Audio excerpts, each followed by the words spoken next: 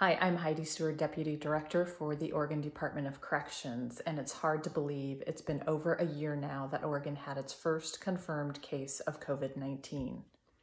Our way of living quickly changed from that point forward, and I just want to thank you for your help in getting us through this difficult and uncertain time. I know it hasn't been easy with modified operations, quarantine, medical isolation, no visiting, just to name a few. These changes in our institution operations have impacted you, your families, and especially your children. With our vaccine efforts ramping up in our state, we can finally see light at the end of the tunnel. Our communities are starting to reopen schools and businesses with protocols and restrictions in place, of course. And soon we hope to do the same by opening our doors to visitors. I have no date to provide yet. Our Agency Operations Center continues to monitor vaccine acceptance rates, county and state COVID positive cases, COVID hospitalization rates, and several other factors to determine when we can safely open our doors. We will likely start with a couple institutions so we can work out the bugs on the protocols and safety measures we'll need to have in place.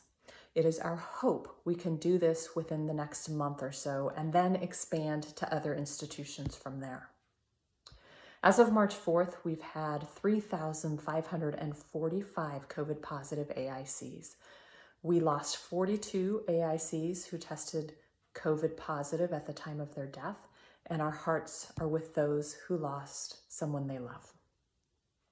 Today, I have some of the lowest numbers we've seen in many months, and I expect to see that number continue to trend downward with the distribution of vaccines. So knowing our numbers are dropping and visiting will open soon, let's get prepared. Please remember the importance of keeping your approved visitor list updated. We've seen a significant decline in visitor applications since we shut down visiting. I know several institutions are planning special visiting opportunities since it has been so long since you've seen your children, your family, and your friends. I fear when visiting finally opens, there will be a flood of visiting applications and it will be impossible for us to process them in a timely manner.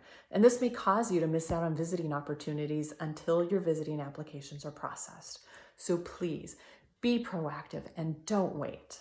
Ensure your visiting list is current, and if it's not, submit your visiting applications now. Now, COVID-19 has reinforced the importance of having a medical release of information form signed by you on file. Your medical information is personal and confidential, and therefore we treat it as such. So if a family member or friend contacts us asking us about your health, we can't share anything with them if you have not given us permission to do so through a release of information. You can imagine how frustrating this is for your family and friends who love you and are worried about you. Equally as important is the emergency contact form. This form tells us who you want us to notify if something happens to you. So for example, if you're sent to the hospital for life-threatening reasons, we need to know who you want us to notify.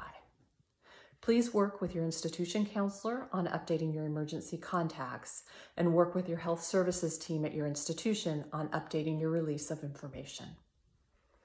Now, we've certainly learned a lot over this past year and in turn implemented many things to keep you and DOC employees safe from COVID-19. We established an agency contact tracing team to determine potential exposures. Temperature screening kiosks were installed to enhance the screening of those entering our facilities. We moved from cloth face coverings to KN95s. There are designated COVID compliance officers at each institution who include AICs and institution walkthroughs to identify ways of improving COVID-19 response. Each institution is supplied with electrostatic sprayers for enhanced sanitation, and hand sanitizer stations are available at each institution. And last, but certainly not least, all AICs have been offered the first round of COVID-19 vaccinations. As of March 4th, we have had 69% of AICs take the first vaccine dose.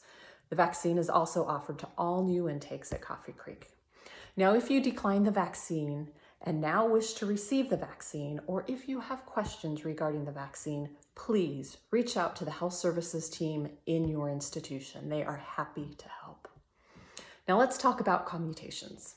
As you know, the governor is commuting sentences for vulnerable AICs and those within 6 months of release who meet very specific criteria. At this point, the governor is continuing commutations. When people are identified and approved for commutation by the governor, they are notified. Please remember, sending in communications, asking for commutation consideration, or asking if you're eligible does not help your chances for commutation. The governor's criteria are very specific. Also, please know, getting a COVID-19 vaccine does not disqualify you for commutation. I've heard some of you may not be getting vaccinated and fear of not getting considered for commutation. Now, if that's the case, go get your vaccine because it is not part of the screening process. With that, a reminder to keep your living areas disinfected, wash your hands regularly, stay 6 feet apart when possible, and wear your mask. Let's get COVID-19 behind us and get back to normal life.